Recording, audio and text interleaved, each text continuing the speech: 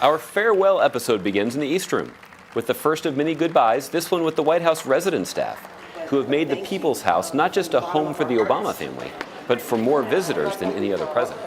Then it was time for a final presidential trip home to Chicago, starting off with a goodbye at Andrews Air Force Base to thank the crew members of Air Force One. In Chicago, the first stop was an old haunt from the pre-presidential days in Hyde Park, Valloy's Restaurant, Thank you for your service. where he sat down with an interview with Lester Holt. I really enjoyed the conversation. Then it was on to McCormick Place to address the 18,000 people gathered to hear his farewell address to the nation. Yes, we can. Yes, we did. Yes, we can. Thank you. God bless you. May God continue to bless the United States of America. Thank you. On a surprisingly balmy Thursday, the president said goodbye and thank you to the men and women of the Uniform Division of the United States Secret Service. He also said goodbye to the professionals at the newly created U.S. Digital Service, who brought their technical expertise to agencies across the federal government. Later, in the state dining room, staffers and family gathered to honor Vice President Joe Biden. Little did the VP know what the president had in store for him: the highest civilian honor that a president can grant, the Medal of Freedom with distinction. On his last full Friday in office, the president sat down for lunch with some authors and discussed it in his last print interview.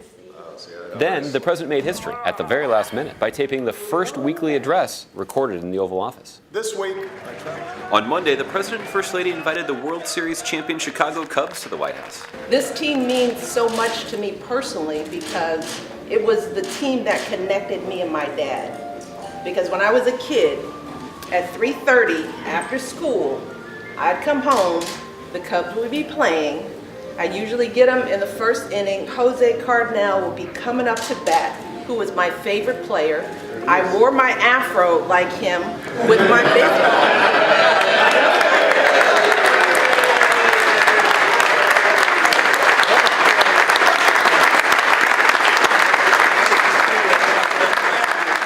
Then it was on to their last service project at the Jobs Have Priority Naylor Road Family Shelter, where they pitched in on painting a mural before visiting the new home for the playground they installed outside the Oval Office 8 years ago.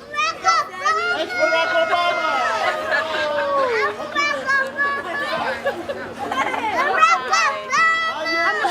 Brings back memories. This is about how big Sasha was when we showed up. This is about this big.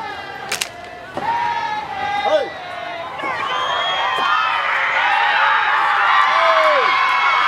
On Tuesday, the president continued his so longs and farewells, first with the White House Medical Unit, then with the staff of the General Services Administration. John, thank you so much. Then I took the podium for my last briefing, but little did I know I would be part of the president's goodbye tour that day. I know that he saw parts of it. He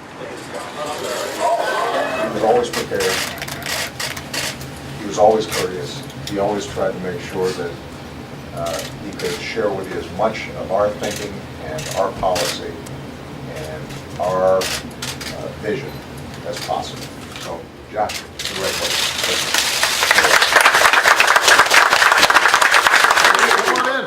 Later, the president hosted officials from the U.S. Mint in the Oval Office, You start realizing the power of these as symbols of who we are and what we're about. who presented him with 2 medals, And on one the for back each here, it says term. the most single powerful word in our democracy is the word we.